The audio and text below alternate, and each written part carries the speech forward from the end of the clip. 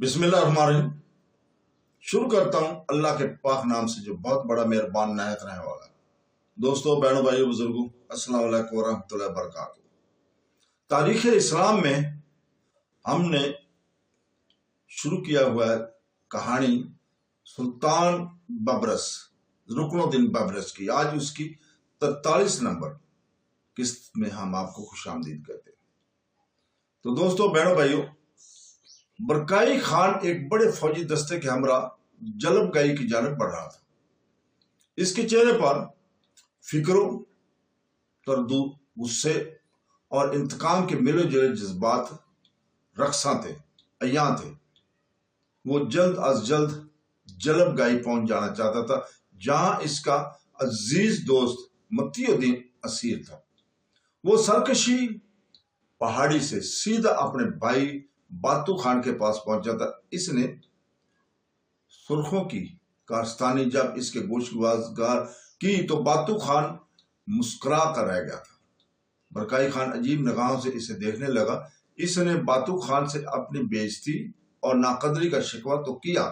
وہ بڑے اطمینان سے بولا، برکائی، امور سلطنت میں ایسی چھوٹی موٹی باتیں تو رونما ہوتی ہی رہتی ہیں، بس ٹھنڈے دماغ سے کام لو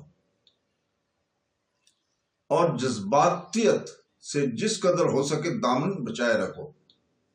اس امن کے ساتھ رہنا اور سب امور کو اپنے گرفت میں رکھنا ہی اصلی مردانگی ہوتی ہے۔ اگر تم کبھی اردائے زریں یا کسی علاقے کے حکمران بنے تو ایسی باتوں سے تمہیں روز پالا پڑے گا۔ اس سے آدمی کا کچھ نہیں بگڑتا، بس انسان میں ذرا سوچنے سمجھنے کی صلاحیت ہونی چاہیے۔ جب کسی پر مصیبت نازل ہوتی ہے تو اپنے ساتھ دیگر کئی مسائل بھی لاتی ہے۔ ایسے مسائل جہاں حل کرنا بسا اوقات دشوار ہو جاتا ہے۔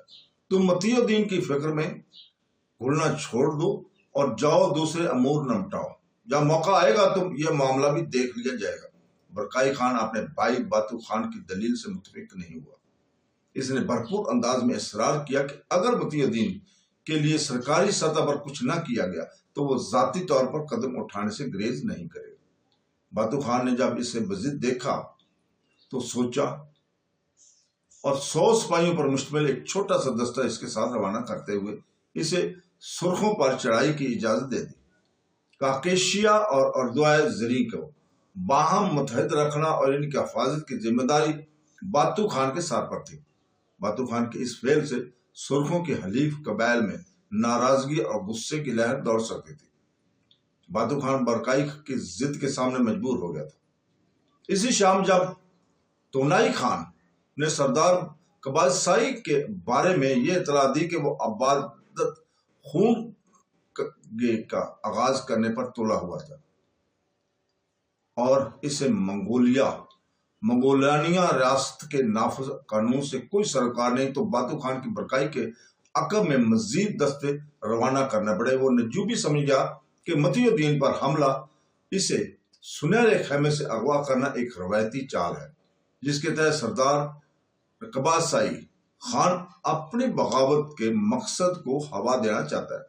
وہ اپنے بھائی کو کسی صورت میں شکست زدہ نہیں دیکھنا چاہتا تھا۔ اب چونکہ حالات کی نوعیت بدل چکی تھی، پہلے وہ اس معاملے کو مسلمانوں سے نفرت کا محرک سمجھتا تھا، مگر صورتحال کی جدید وضاحت سے اس کی دور بھی نگاہوں نے کھڑے کھڑے تمام تجربہ کرا لیا۔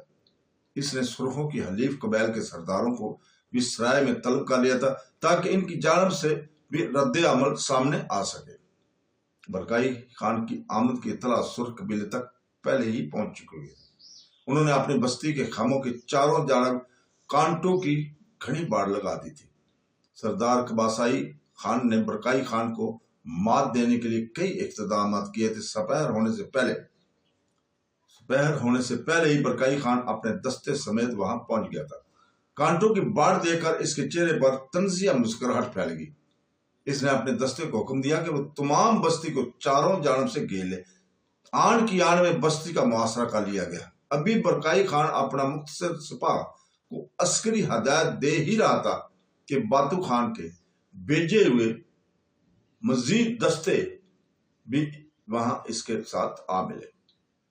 وہ بہت تیز رفتاری سے سفر کرتے ہوئے آئے تھے۔ برکائی خان نے حیرت سے انہیں دیکھا۔ ان دستوں کے ہمراہ ایک منجا ہوا سپہ سالار بھی بھیجا گیا تھا۔ اس نے آتے ہی برکائی خان کو مختصراً حالات بتائے اور سردار قباسائی کی ہر قیمت پر ہلاکت یا گرفتاری کا محاصرہ اس کے ہاتھ میں تھما دیا۔ بستی کے لوگ سرکاری لشکر کے اجتماع کو دیکھ کر پریشان ہونے لگے۔ سردار قباسائی نے نوجوان اور لڑکوں کو مختلف مورچوں میں فیض کر دیا۔ اس نے برکائی خان کی آمد کی اطلاع پاتے ہی ایک جوشیلی تقریر کرتے ہوئے اس لڑائی کو موغلانیہ تہذیب کی بقا کی جنگ قرار دیا تھا، اور سب لوگوں کی ذہنی طور پر تیار کیا گیا تھا کہ وہ اس لڑائی کی ہر قیمت پر جیتے ہیں، تاکہ وہ دوسرے قبائل کی احساس ہو کہ ہماری روایت اور تہذیب ہمارے لیے جانوں کے مقابلے میں کتنی اہم ہے۔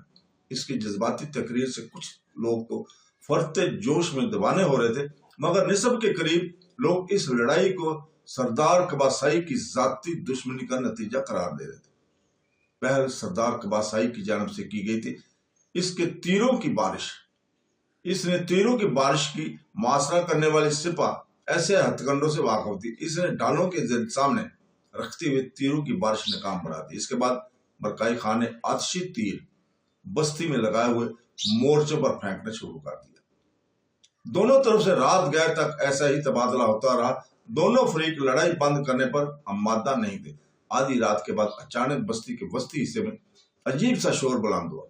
سرکاری لشکر کے سب لوگ خوفزدہ نگاہوں سے بستی کی جانب دیکھنے لگے۔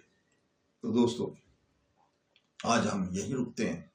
کل انشاءاللہ تعالی اس کی اگلی قسط 44 نمبر آپ کے سامنے اسی وقت آپ کے سامنے بیان کی جائے گی، سلطان رکن الدین ببرس کی۔ دوستو، اس کے ساتھ ہی کل تک اجازت چاہتے ہیں۔ اللہ حافظ۔